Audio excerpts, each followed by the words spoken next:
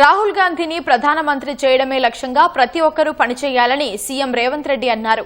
పార్టీలో కష్టపడి పనిచేసిన వాళ్లకు ఫలితం తప్పనిసరిగా ఉంటుందని కాంగ్రెస్ అగ్రనేత రాహుల్ గాంధీ వెల్లడించారు. వికారాబాద్లో జరిగిన తెలుగు రాష్ట్రాల డీసీసీ అధ్యక్షుల శిక్షణా శిబిరం ముగింపు కార్యక్రమంలో రాహుల్ గాంధీ పార్టీ సిద్ధాంతాలపై దిశానిర్దేశం చేశారు. వికారాబాద్ శిక్షణా శిబిరం వేదికగా పార్టీ శ్రేణులకు కాంగ్రెస్ అగ్రనేత రాహుల్ గాంధీ కీలక దిశానిర్దేశం చేశారు. కష్టపడి పనిచేసిన వారికి తగిన గుర్తింపుతో పాటు సముచిత పదవులు దక్కుతాయని స్పష్టం చేశారు. కేంద్రంలో మోదీ సర్కార్ తీసుకుంటున్న ప్రజా వ్యతిరేక విధానాలను ప్రజల్లోకి తీసుకెళ్లాలని డీసీసీ అధ్యక్షులకు సూచించారు. సామాజిక అంశాలపై దృష్టి సారించి పార్టీని బలోపేతం చేయాల్సిన బాధ్యత డీసీసీలపై ఉందని దిశానిర్దేశం చేశారు. పార్టీ బలోపేతానికి తీసుకోవాల్సిన చర్యలపైన తెలుగు రాష్ట్రాల రాజకీయ వ్యవహారాల కమిటీ సభ్యులతోనూ కాంగ్రెస్ అగ్రనేత సమాలోచనలు జరిపారు. బీసీలకు 42% రిజర్వేషన్ ఆర్డినెన్స్ బిల్లు ఆమోదం కాకుండా బీజేపీ అడ్డుపడుతున్నందున పార్లమెంట్లో ప్రైవేట్ బిల్లు పెట్టాలని కాంగ్రెస్ సీనియర్ నేత వీహెచ్ రాహుల్ గాంధీకి విజ్ఞప్తి చేశారు.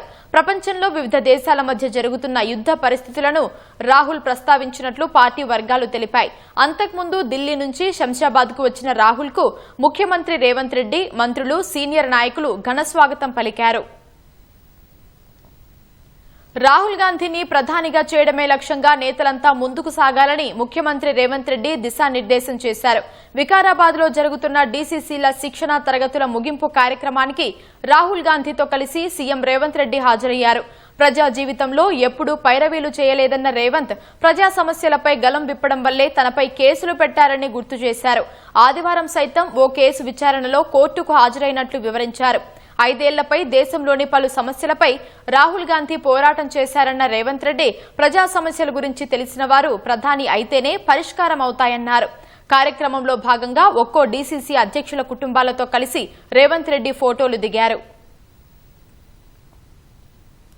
కాంగ్రెస్ పార్టీ సిద్ధాంతం క్షేత్రస్థాయిలో పార్టీ బలోపేతానికి తీసుకోవాల్సిన చర్యలు, బూత్ మండల స్థాయి కమిటీలు ఏర్పాటు తదితర అంశాలపై వికారాబాద్లో శిక్షణా కార్యక్రమంలో సమాలోచనలు జరిపారు.